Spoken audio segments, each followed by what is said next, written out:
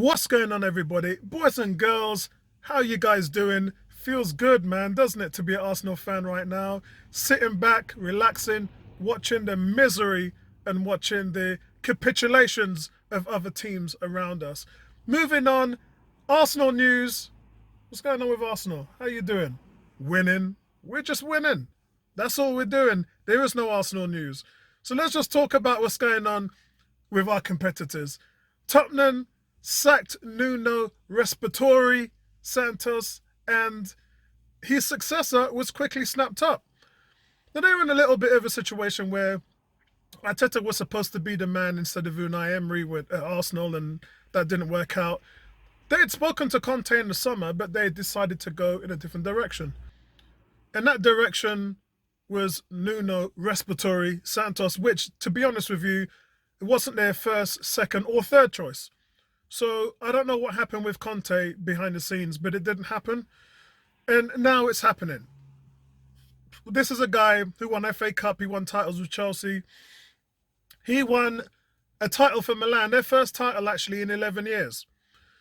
And then left by mutual consent. Owner wants to go in one direction, coaches want to go in another.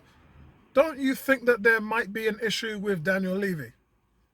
Don't you just think that there might be one issue with Daniel Levy? Look, first of all, he's a heck of a manager. No two ways about it. Great resume, just like Jose Mourinho. Keeps getting kicked out of his jobs, just like Jose Mourinho. Plays a very defensive style, just like Jose Mourinho. Doesn't really fit Spurs' ethos in attacking football and the way that they play. Everybody all together now, just like Jose Mourinho.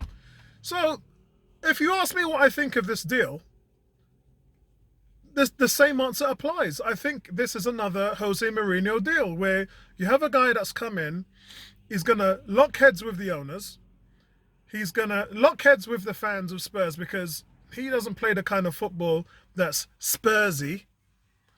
And then at some point, if the results don't come in, because look, team isn't very good. It's nice taking over a Chelsea team that were title contenders, but this team's nothing near that. Yeah, I akin his appointment to the fact that Chelsea's owners spend all this money on their team and they expect someone to come in and steer the ship. So what exactly is the plan for Conte if you're not going to give him money? Because that was made with Mourinho. Everyone said, like, Mourinho's going to get money, Mourinho's going to get... He didn't really get any money, did he? He made a couple of buys here and there. None of them were that great.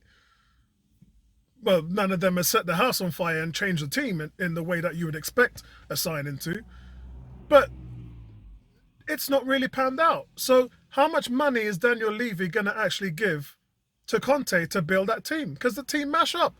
The team is full of underachievers, and it has a striker that doesn't even want to be there. So you've got this problem which just about any other manager is going to have, and you won't be able to solve that problem. You're going to have to cascade this thing throughout the whole season and then try and rip it to pieces next summer or maybe in January if you're lucky. So look, I don't really know where they go.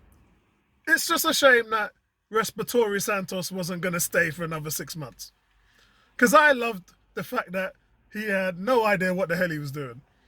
And they're one of the worst attacking forces in the Premier League. When people talk about Arsenal struggling to score goals, have you seen Spurs?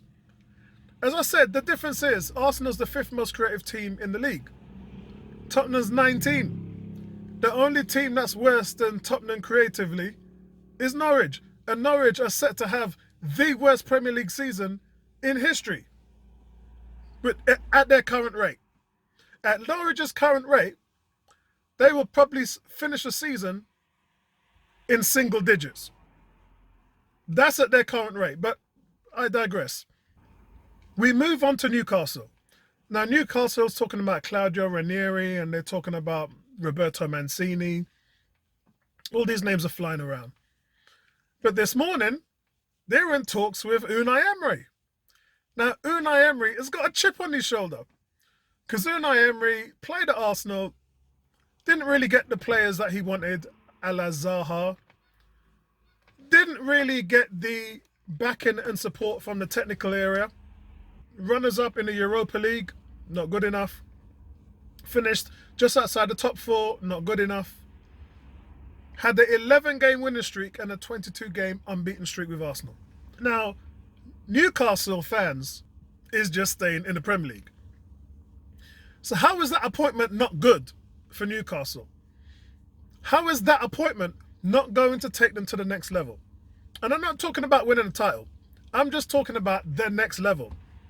The next level as in get into a safety zone, get some good players in, and play some competent football.